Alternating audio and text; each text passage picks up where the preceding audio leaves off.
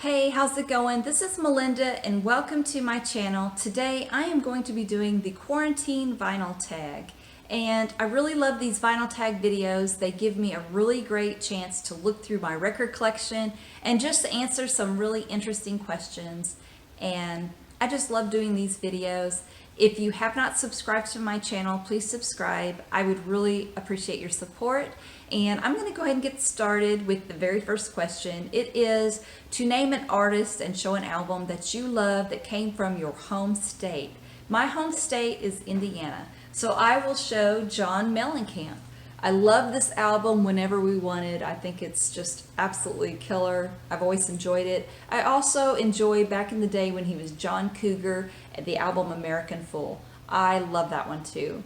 And John Cougar comes from Indiana, and in fact on one of his recent albums he has a song called Grandview, and it came from a little small town from the county I'm from. So John Cougar, or John Mellencamp, from the state of Indiana. The next question was to show a record that I would highly recommend. And so many of you all already know this one, Badfinger Straight Up. What a killer record. I absolutely love it.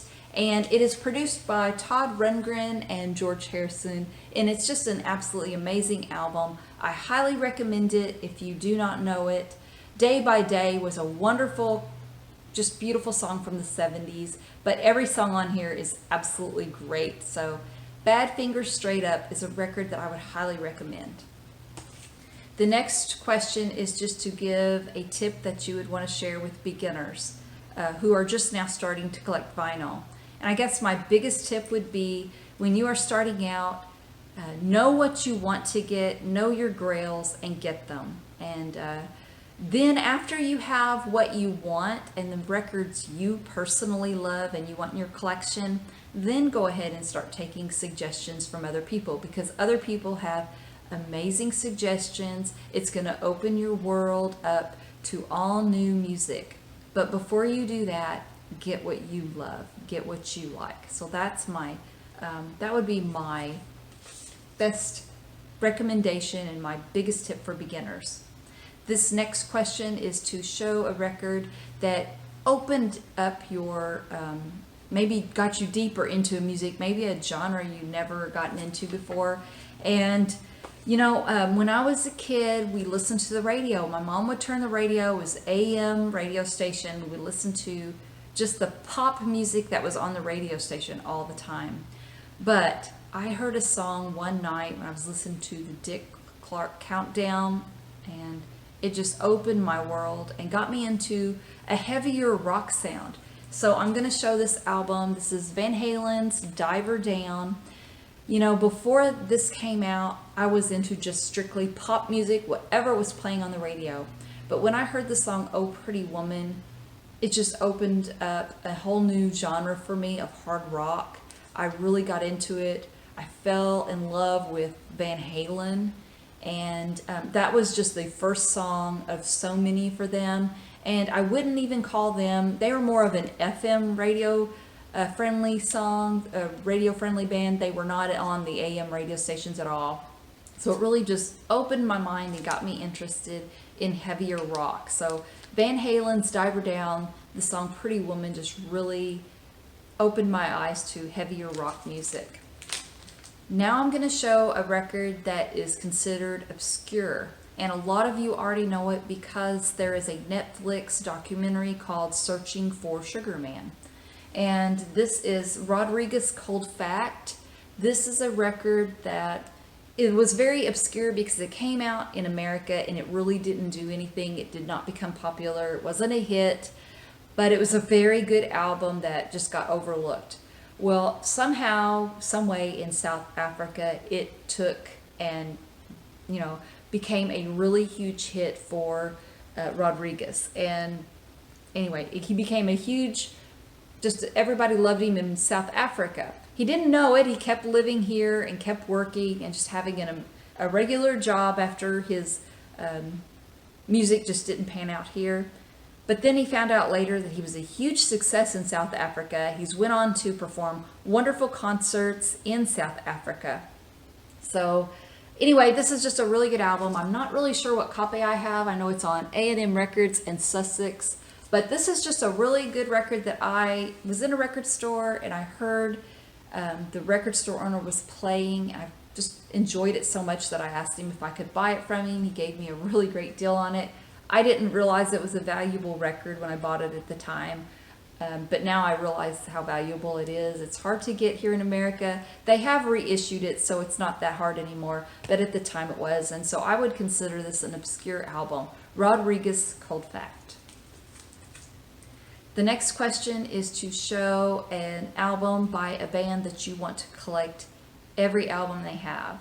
And unlike so many people here in the vinyl community, I'm not a completist. I do not have albums that I know I'm never going to listen to just because they're from bands I love. I don't want them taking up that valuable space on my shelf. But there are a few bands that I absolutely love and do have all of their albums and they're worthy of having, like Van Halen for one. I have all their albums and love them all. Here is another one, Creedance Clearwater Revival. Mardi Gras is probably their weakest album, but everything they did was killer. I have all of their albums and I absolutely love them. So Creedance Clearwater Revival, I have their complete discography. Also, the Beatles, and I have all of the UK pressings as well as the US pressings. So just another great band to collect.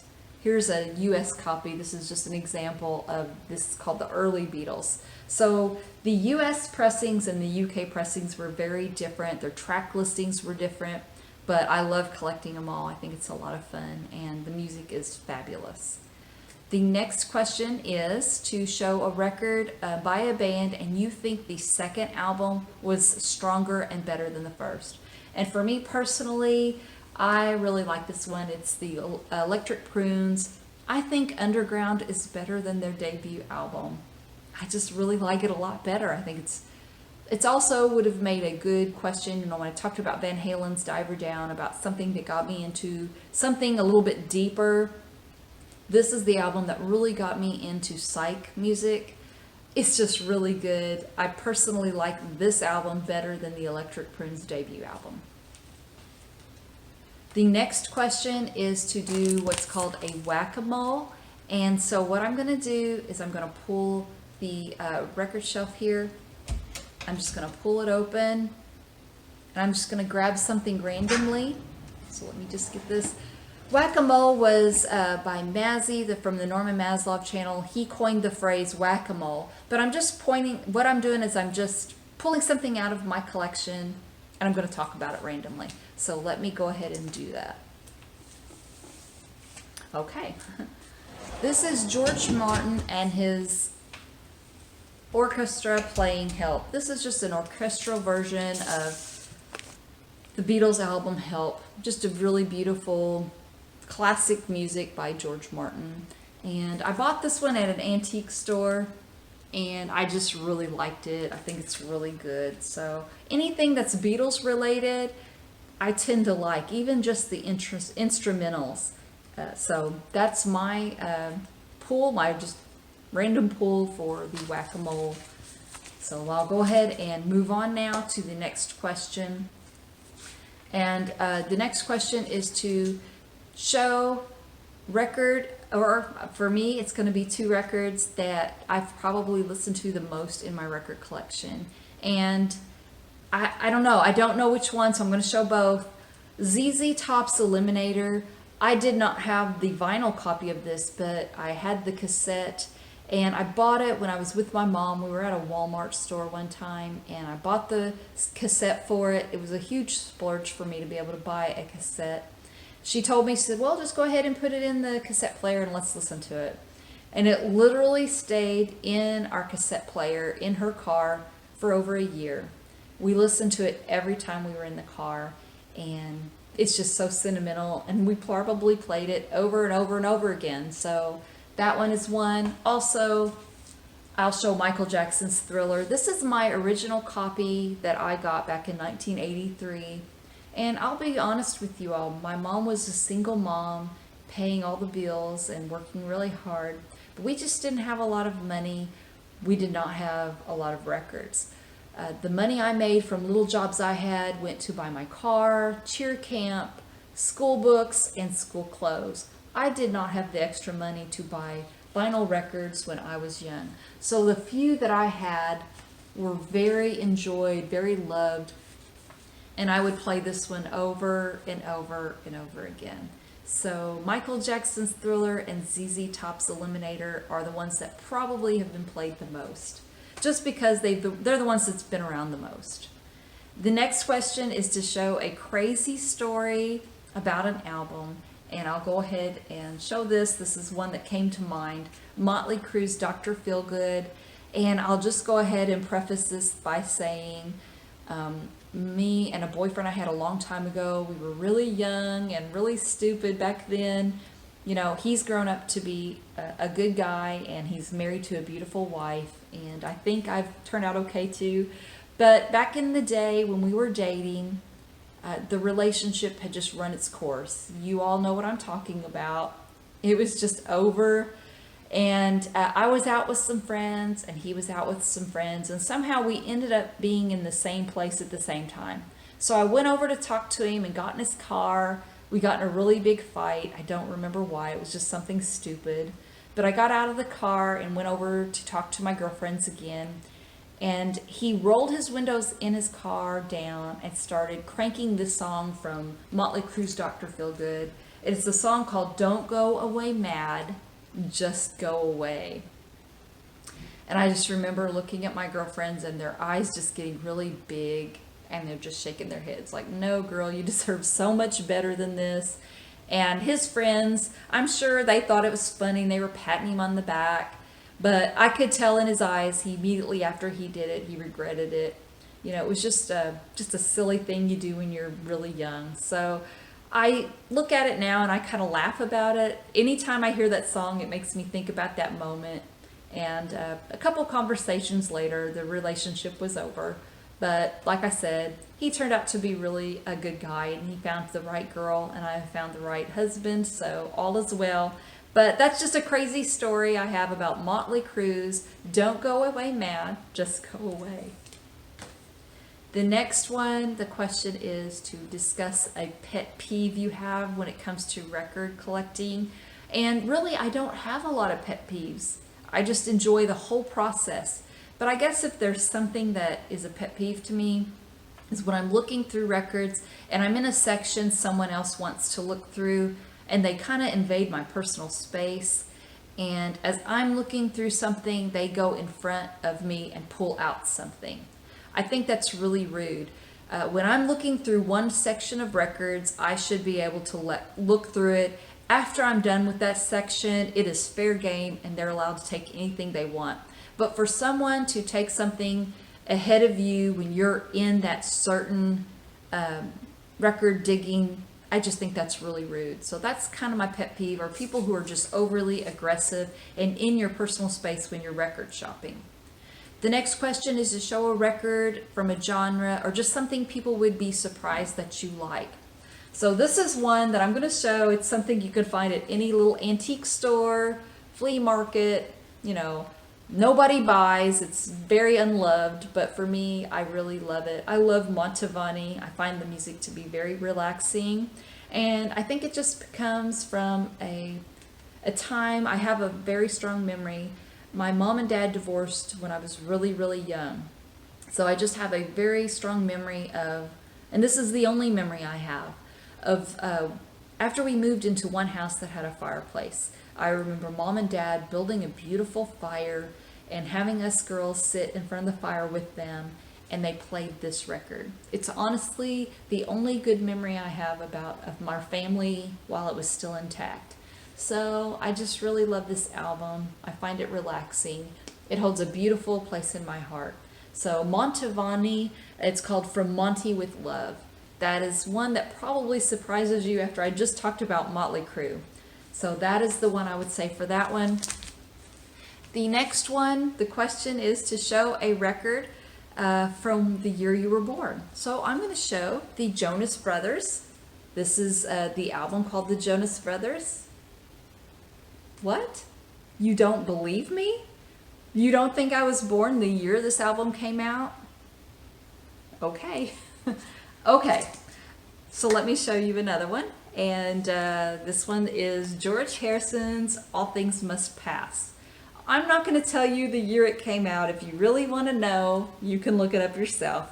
But this is probably the best album that came out that year, hands down. Absolutely incredible album. I'm proud that it came out the year I was born.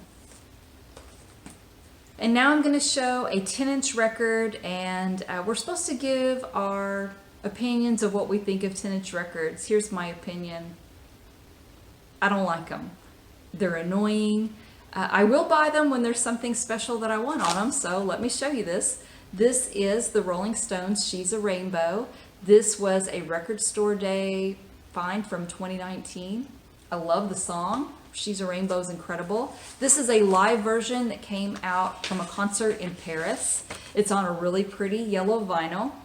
I have a couple other 10-inch singles. One of them's from Cheap Trick, Miles Davis, but I just really don't like 10-inch records. I try to avoid them when I can, but I'm not going to deny myself a record I want because it's on a 10-inch. And now we're supposed to share an interesting fact about an album we have in our collection. And I've been showing these for a while. I've shown a few of these and I have failed to mention a really cool fact about them, so let me just kind of take the opportunity now. I'm talking about Kasem. I have a lot of the American Top 40 box sets in my collection. These Top 40 box sets are hard to find. They're very rare because they were just sent to radio stations. The radio stations would play them every week. Then they would send them back to American Top 40 headquarters where they got destroyed. So they're really hard to find. But anyway, Kasem was the host of the American Top 40, and I grew up listening every week to the American Top 40. I have really fond memories. Kasem also was the voice of Shaggy from Scooby-Doo, Where Are You? If you've ever watched the cartoon, he was the voice of Shaggy. And also he did the voice of Robin from Super Friends. So that's just kind of a cool fact. He had a very famous voice, and anyway, I just wanted to share that because I had failed to do so in other videos. The next one is to show an album that has animals on the cover. So I wanted to show the adorable Linda Ronstadt, and she's got pigs on her cover of this album called Silk Purse. She was an absolutely adorable cutie pie girl, just absolutely beautiful, and what a powerful voice. She was so talented and just so gifted, and this is just a really cool cover, so I wanted to show that one. Also, a really cool cover that has really unusual, crazy artwork on it. And this is an album we've all seen. It's Rock and Roll Over by Kiss, but I mean, look at the artwork. It's absolutely amazing. I think it is the best Kiss ever had. This is my favorite cover by them, and it's just an iconic cover that other bands have also copied and emulated.